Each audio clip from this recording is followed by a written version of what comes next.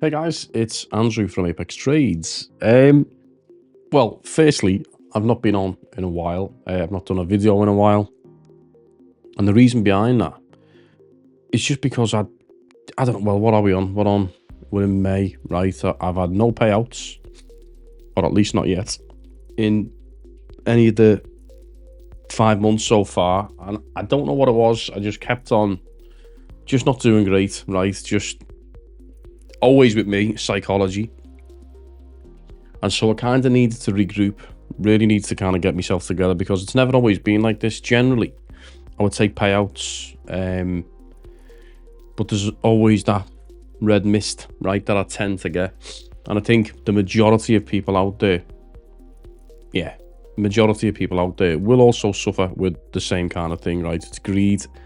It's the idea of not wanting to be wrong, right? When you objectively look at the charts after the fact, which is what people tend to do, I do, is you think, why didn't I just close the trade? And oftentimes, maybe your break point is like, if I lose $500, I'm happy with that. I'll take it out I'll hit the stop loss, I'll regroup, and then you just edge the stop loss a little bit higher, and then that $500 becomes $1,000, and then all of a sudden, you snookered, right? Because then you're thinking, why not just take the loss of $500? But now I'm that far gone.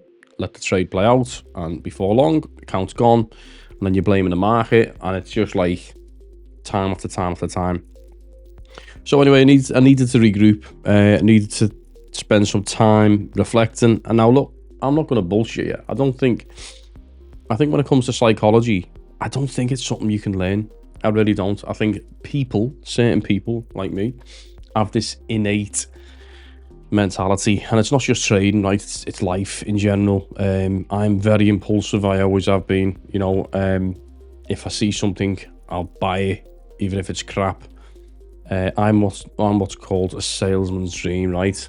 TikTok, you go on TikTok and you see some gadget. Oh, I'll try that. Piece of shit, right? But anyway, so I realize in my mind, I don't think I'm ever going to be that person that is able to cap my emotions when I trade, which it's just difficult. It is what it is. So I needed a way to kind of think logically, right? Because in my mind, I've always thought, okay, I've got a really good sense on the market. I understand a lot.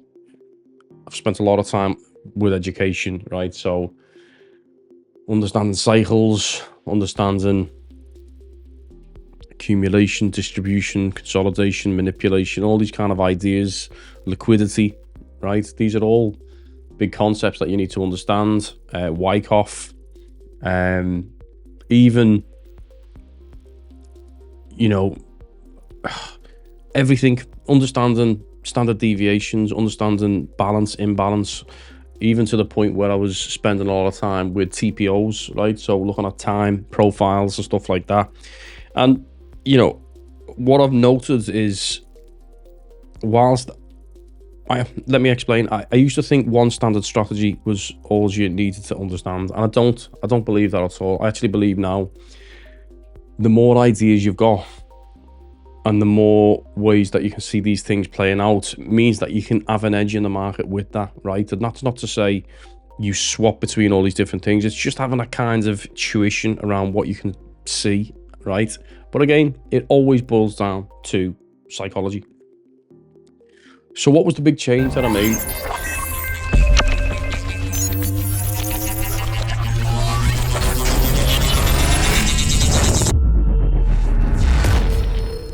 So I got myself a PA. I passed the 150k eval 8 days ago today. I know I don't want to come on here and say, whoa, I've cracked the code, right? Because I know I haven't. But what I've done has really allowed me to make some significant changes in the way I've traded. And it's simple. It's not a big change. And so let's just dive in, right? I'm just going to share what I'm up to, and then let's take it to task. Going to go into a little bit about the week, how it went, and then we'll hopefully share some good insights. So this has been my profile. So this is the 150k account. You can see here day one, 974, day two, just over $1,000, day three, $716, day four, just over 1,200. That was at that point my biggest day. 800, and I think after this point I'd got over the drawdown, right, which is a great place to be. That's the first mental hurdle. Once you're over that drawdown, you're no longer worried too much when prices are coming back in, because you can kind of quite happily trade, get to break even, and then, you know, trail it. Day six, 1,000. Now my mentality was to try to kind of get somewhere between $600 and $1,000 every day. That was the goal that I had in mind. Day seven, the biggest day, right? And so today was the final day. It was the day that I needed to, in my mind, I wanted to get to 8K, because on a 150K account, the buffer is $5,100, which is essentially the drawdown on a 150K account. Was it 5,500? No, it's $5,000. Yeah, so this is the plus the 100. But what I wanted to do is go for the full payout, so that when I take $2,700, I'm still over the buffer, and I essentially start that account, or the second phase of after the first payout, with a good balance to start with. So that was always the goal. And then today was a really good day. Obviously, mad week. If anyone's traded this week with everything that's been going on, tariffs, etc., really crazy day. But if you look at the model, right, what you typically get, I'm just going to show you this because I think it's an important thing to note in your head, is when you see consolidation, right, which is usually Asia. So take this as like being normal trading conditions, normal being, news can be fine, FOMC, CPI, NFP, but just none of these crazy tweets, right? Things that are just happening which you just don't know about. So you normally get that kind of, so the way I trade and kind of mentality of what I'm looking for is I'm looking for what's happening in Asia. Usually I'm waiting Asia's that the first visible day for me to understand what could be happening. So we'll call this consolidation, top of the range, bottom of the range. Then when London opens up in my time, which is 8 a.m, I'm looking to see what it does. Normally, not always, but normally after a consolidation period, we'll get a manipulation. So if that is the range, right,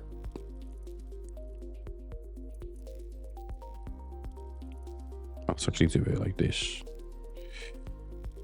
The top of the range, bottom of the range. Right, really what I'm waiting to see is that first manipulated move. So in London as an example, what you'll tend to see is that manipulated move might be down, it might go up, but either way you're waiting for it to break, right, the lows or the highs of Asia. Now let's say it breaks the lows because we're in this direction. Obviously what people would be looking for is maybe that continuation or the breakout trade, but really what it's doing is obviously clearing out all of the stops from that Asia build up, and then on top of that looking for those breakout traders to then go and, you know, break hard at that move and, you know, build more liquidity. In fact, what it tends to do is that breakout comes back in, and then, you know, it's off to the races. And then so this is what we call the manipulated move, right? So we'd have, we'll color this in a different color. So if this is Asia, this is going to get a bit messy, but let me just stick with it. This will be Asia. Well, you can see the boxes there, right? There's Asia in the range. We have London range, and then we have New York. Big consideration for New York, of course, for us is that you get a big overlap between London and New York, so a lot of liquidity comes into that market there. But then you'll have London, you know, which will maybe be here. We'll color that green, something like that. And then we'll have New York, do something like that. We see this time and time again. And then so what might happen is this is the first manipulated move and probably the low of the day, right? Usually when that happens. But I'm also looking for other things, right? When this manipulated move comes in, I want to see two things happen. Number one, that we are in a really extended period, right, which is on VWAP, and I'll go into them in a second. But the second thing is that I want to see that momentum is really also expanding. Now, that's the thing that I've always had in the background, but never really started to use. But I've kind of combined the two, and I really like what they do. So if we consider this,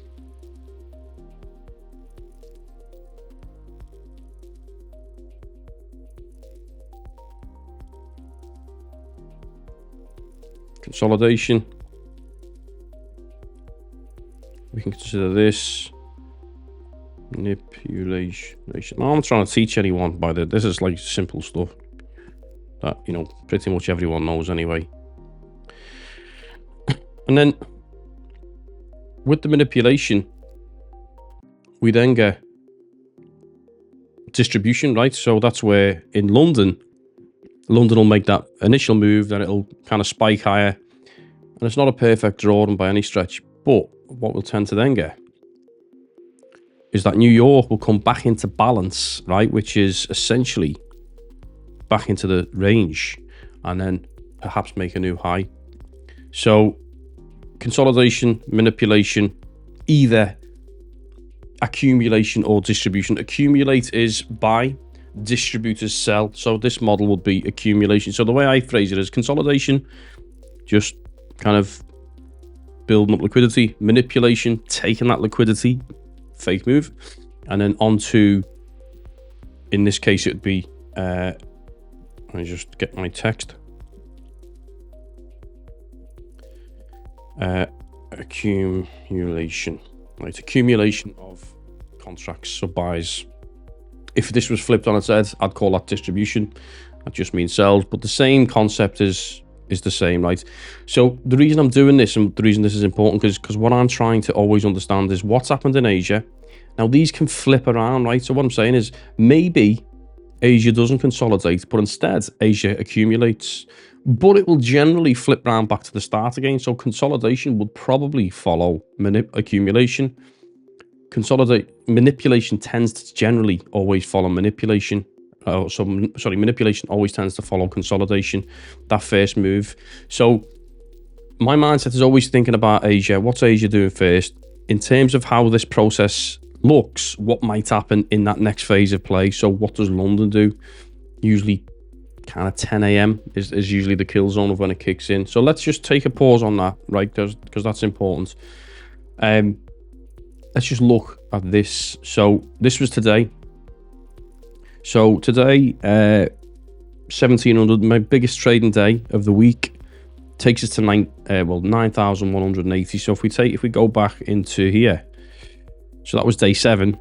Biggest day was 1658. So slightly peaked above my biggest day today. So this puts us on day 8. So today, when the markets close in just over an hour, or well, it depends on when Apex updates the numbers, I'll be requesting that payout. So I'm pretty happy about that. But let's talk about the change.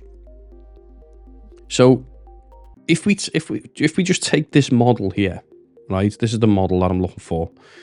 Like, everyone has different entry models. My model is not always. My model's different from, you know, people say need to see fair value gap, inverse, blah blah blah. Great, you do you. This isn't ICT. This is just market mechanics and dynamics of how markets operate generally, where liquidity is concerned, right? What I like to do, like if I look here, so my brain has gone, okay, now remember, we are not in normal times right now. What did we have over the weekend? We had big news about China and the US having a 90-day standoff period, and that was over the weekend, right? So before futures was open. And then there was also some positive news about Putin and Zelensky looking to do some kind of ceasefire talks. All of that was really fantastic news, right? So obviously in my mind thinking, wow, okay, I can see a really bullish day. So what I saw, let me go to the 15-minute because it'll get rid of the mess. And I know this looks really messy on my screen, right? But a lot of this, there's method to the madness. But if we look, you know, this was the open. So straight away, huge gap up, bang. 300 odd points. Asia continued to push high. London, so we're at 418 points. Then London kicks in right off the bat, and then we are 783 points, biggest of the day. So 844 points we moved. So my mindset on this is, okay, interesting. So I always tend to figure that after accumulation, right, big buys, will come consolidation. So it was obvious to me. What I didn't anticipate was how was London going to react. So really, we've seen two sessions both accumulate really buys, big buys. So if we look at that model again, right, it's pure accumulation, just driving it to the highs. So for me, it was like I thought after the two pump ups, I can only see from the US that it was going to consolidate. Now you can see there's the range, and the US consolidated. So that's really where I took advantage of the trades there. Now today was a bit of an exception, right? Now here's the change. So if you understand market mechanics, if you understand trading, and you have a good general sense on things, like you can see here, I have pivot points, I have previous day high, previous day lows. I like to have levels on my chart so I know where objective liquidity lies. But the biggest thing I like is the using the extremes. So again, let's just take a look.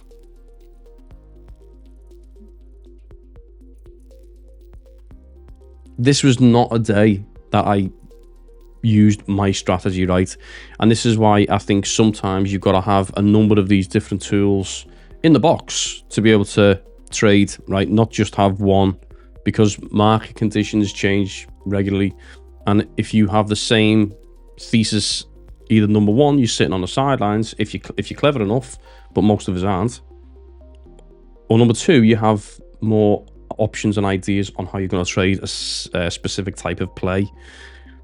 But if I was to look at my standard model, right, which is exhaustion, right? So you can see here, this is the MFI money flow index. It's a momentum, right? It's a lagging indicator, but what it gives us, because it combines both volume and price action, it gives us a really good understanding on the relative time frames, what price is doing in terms of being over exhausted. So you'll see here, it goes from 20, 50 is the midway point, and 80 at the top. 80 is generally considered overbought, 20 is considered oversold. So what I use is the extremes, right? So third standard deviation, second standard deviation, in line with momentum. And if momentum is going to give me that, then I'll play it. So you can see here, this is a nice entry, right? Price is continuously high. Now this is Asia. I'm not awake here. I'm just kind of giving you the sense on it, but starting to really peak high. We've got a really high momentum, over 80%. And then we get that nice sell-off, right? When's the next time we get this signal? So we're kind of getting really top heavy here. And then we get this. I remember this was a tweet. I think it came out on Truth Social. Now, this is what I mean. You cannot trade that. You just can't, right? You physically can't trade that. It's really difficult. And then New York. So what happens in New York? So there's 230 here. So first thing is price goes up. We hit second standard deviation. Then on this candle, this is on the 5 minute, by the way. So this is pretty much my favorite time frame to trade these on. But you can see here, nice top and pattern. Came right out onto the top of the MFI, hit the second standard deviation to a T, and then we got, you know, pretty much a nice sell-off. So again, they're the kind of things that I'm looking for generally when I'm looking to trade. But what's really refined it for me, like, you could say, well, we hit second standard deviation here. Yeah, but we've still got plenty of momentum available to us from the upside. Now, in the past, I was never really using that, right? I was just kind of saying, okay, second standard deviation, let's wait until we take an objective liquidity. Well, theoretically, you know, you might say, well, you've taken Asia's high. Yeah, all of these things kind of convolute things. So this really acts as a clearing method to clean up things in the mind. Then we come down here. We don't quite bottom out, so might not have been a trade, but we are at third standard deviation there, right? So really, really big sell-off. And then we might have got in there again, just starting to see, you know, we are past the 50 way, so that's at like 33, so we're not too far away from 20. I probably wouldn't have taken that, if I'm completely honest. I probably wouldn't have taken that one specifically. The only thing that I would say on that is that we had taken Asia's low, which is here. And then, you know, we are at the third standard deviation after the big sell-off. But because price has been so bearish over the past few weeks, I might not have taken that. So, anyway, that's just a little bit of our strategy. It's not really important. What's been the big change that's allowed me to navigate the markets in what has been a really testing period? Let's be honest, I don't think it's been easy trading. But it's a simple one. It's a very simple one. And that change is going to micros, right? So I pretty much used, what did I use? Pretty much on NQ. Just using, on evals, just using minis, right? Because for me, evals are just a means to an end. But I thought to myself, let's take it back and let's just trade micros. And I've always been of the opinion that it's too slow and it takes time and this and that and the other, and just you don't get that kind of rush of blood to the head. But guess what? You don't really want to have that rush of blood to the head. You can see that I was still making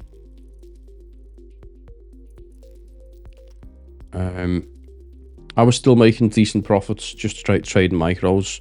And the way I done it, so literally the way I traded. Now, by the way, look, this is just one 150k account. So what, right? Made up. You've just passed, yeah, and you've got your first payout of the year. People are getting payouts all the time.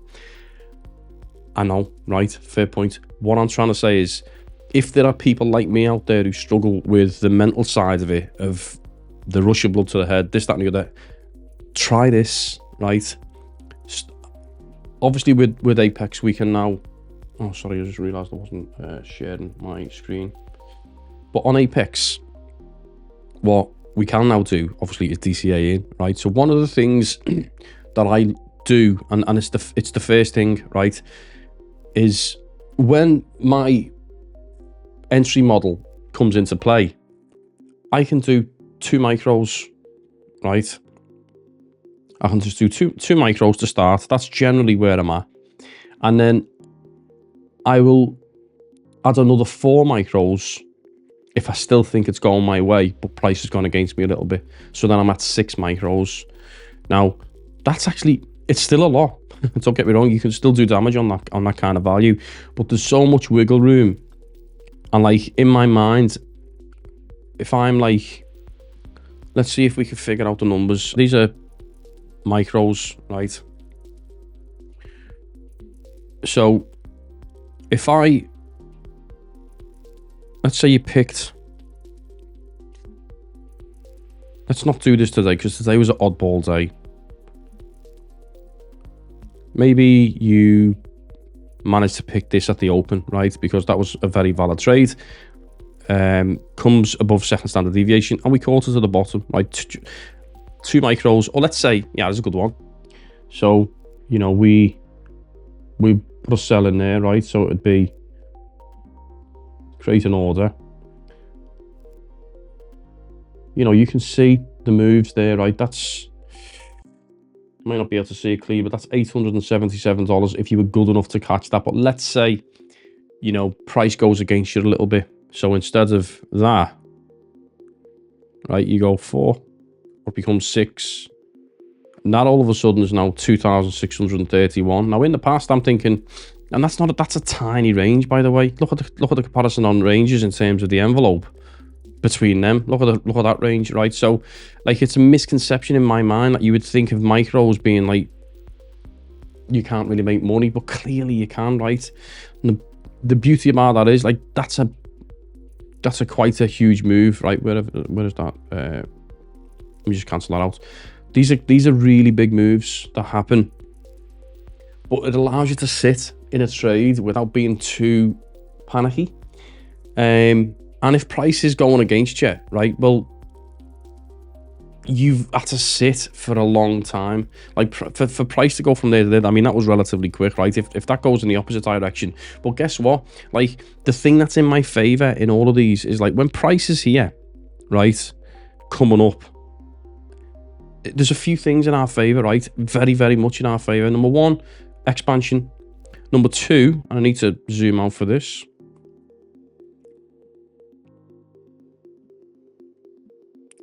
But this, yeah, right? This is the macro golden pocket. So again, this is why I'm saying to you, you need to have a few tools in the arsenal. Like, I know if this was the high and I went down to the low, that's the golden pocket, right? So on this retracement back up here, I know in my mind that's going to be a really resistive zone, right? That's just things that you have to put for your edge in terms of understanding these various things, right? So if we go back into wherever it was back in the 5 minute, this is that zone, right? So where the price is here, I already know we're in a kind of a resistive area. So there's a number of things that go in your favor. Number one, we're in that zone where we expect at least sellers to start stepping back in. Number two, we are in that really resistive area simply because we're at third standard deviation. We're away from balance, so we're at least at second standard deviation.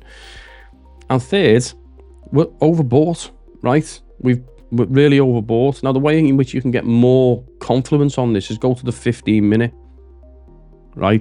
Do we get any further confluence on that 15 minute? Let me just bring it. So it would have been this here. So again, we kind of topped out a candle or two before, massive rejection, same on. So, this is chart based. So whatever time frame you're looking at is where it's going to give you that kind of sense on where things are. So anyway, I've waffled on far too much. Let me just summarize. What are the talking points? So look, for me, it was important to kind of take a little bit of a break, get myself digested. Secondly, I needed to switch play up a little bit. I needed to figure out, I can't fix me psychology, because that would be having to change my whole self. So I needed a way to give myself more time in the market to be able to see these things play out. Now, it might just be a moment in time where I've been really lucky with trading. That happens, but I think the markets this week have been really tough. I'm not gonna lie. I've just changed a few things. Anyway, give it a shot, right? Trade micros, stay in the game longer, give yourself more time to learn. Any questions or comments, feedback, throw it in the comment section and I'll answer them. Anyway, thanks for listening. Speak to you soon.